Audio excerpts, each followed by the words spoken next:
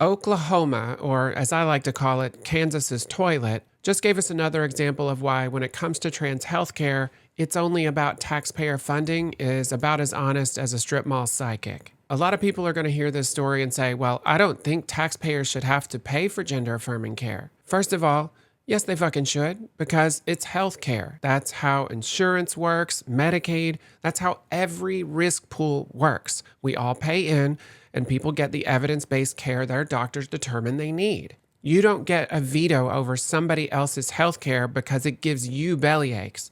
What you do have a right to do is go to your own doctor and get something for that little upset tummy of yours. The person at the center of this story in The Advocate is 25-year-old Jack Franklin, an agender Oklahoman. They were covered through private insurance on their parents' plan and were receiving care through OU Health.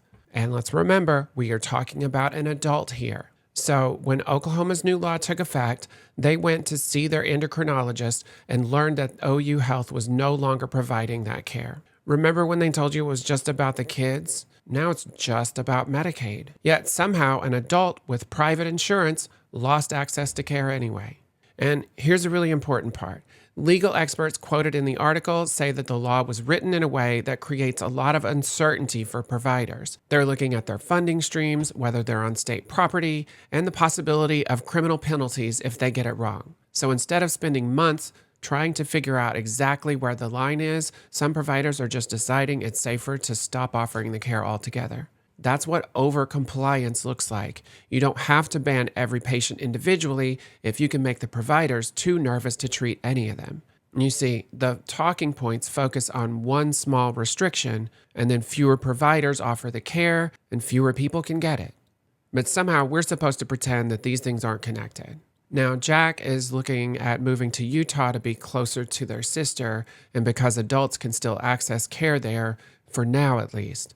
But think about how absurd that is. Americans are starting to have to make decisions about where they can live in this country based on whether they'll still be allowed to see a doctor.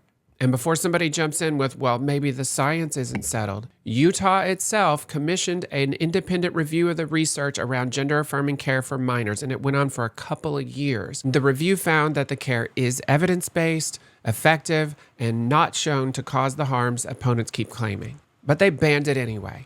Because this was never just about evidence. Adults with insurance are losing access to healthcare because of laws that were supposedly just about public funding. And that tells me a whole lot more than the talking points ever will.